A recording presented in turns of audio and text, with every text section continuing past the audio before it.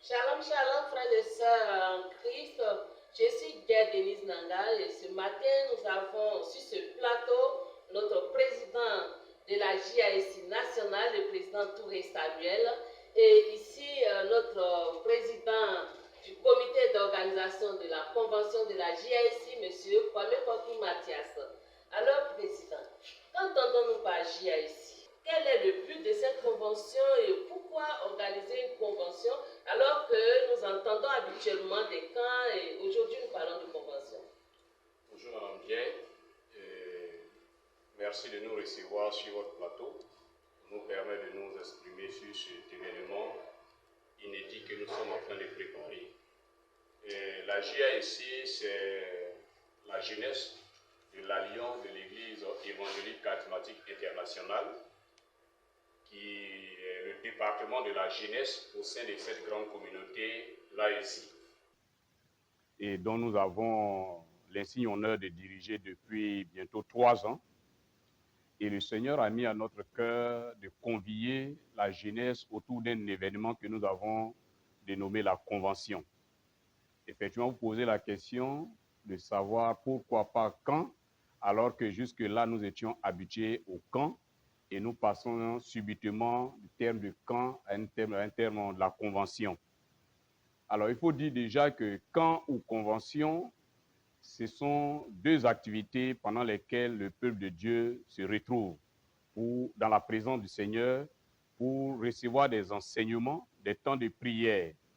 Alors, seulement, ce que nous avons l'habitude de voir concernant les camps, c'est que les camps, c'est relativement un peu long et le programme est un peu plus fourni. Il y a les enseignements, il y a les temps de prière, mais il y a également d'autres activités que nous organisons, tels que les concours bibliques, les concours de ballet, ainsi de suite, qui constituent le programme d'un camp. Alors que par la convention ici, nous attendons non seulement un bref délai, donc 3 jours, pendant lesquels nous serons juste concentrés sur l'enseignement et sur la prière. Donc nous n'aurons pas les activités habituelles que nous avons d'habitude d'avoir pendant les camps. Ça, c'est d'un. De deux, pourquoi faire une convention? Nous croyons qu'il y a déjà en 2019 que nous célébrons les quarantenaires de la JASI. Cela est montre de ce que notre organisation existe il y a bien longtemps.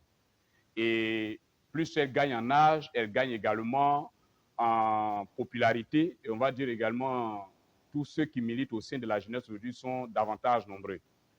Et les camps qui peuvent réunir plus de 1000 personnes, d'abord, il faut trouver un cadre. Et l'organisation, croyez-moi, est fastidieuse. Ce n'est pas du tout facile.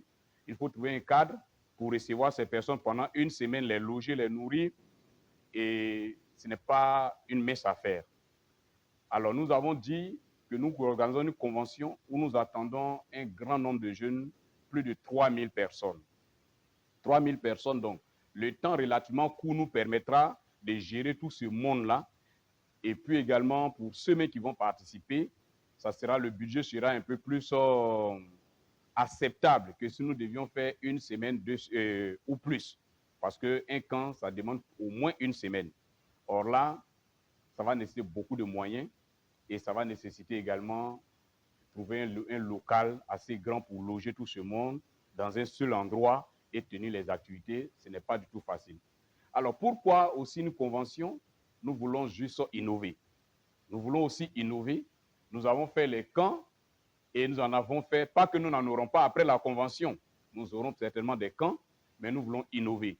Nous voulons convier la jeunesse à un temps de retraite spirituelle en quelque sorte, à un temps où nous allons nous concentrer sur le Seigneur, à un temps où nous allons avoir le temps de prier, d'écouter les enseignements et nous séparer, étant vraiment ressourcés. Donc voilà quelques innovations ou quelques raisons qui nous poussent cette année, au lieu d'un camp, à plutôt parler d'une convention.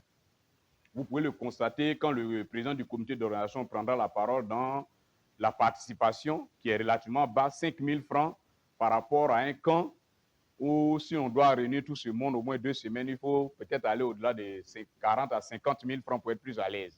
Donc, le président du comité d'organisation, Est-ce que vous pouvez nous dire le contenu de cette convention?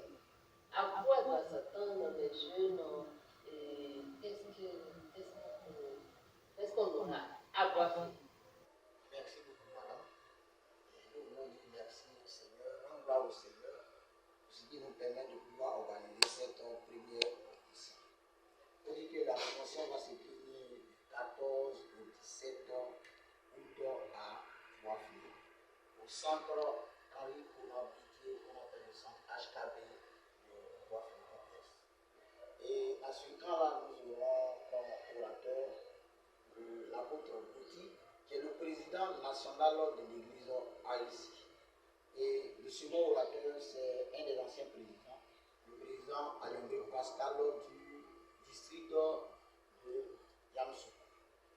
Donc, le thème autour duquel nous serons enseignés, c'est ne vous conformez pas au siècle présent, gargariez transformé par le renouvellement de l'église. Et il faut dire que, comme le président l'a souligné, nous partons pour prier, nous partons pour chercher la face de Dieu. D'abord, l'arrivée, c'est le 14. À partir de 15h, nous commençons à recevoir les conventionnistes. Et à partir de 20h, nous commençons les prières jusqu'à 0h. On va entrer dans le camp.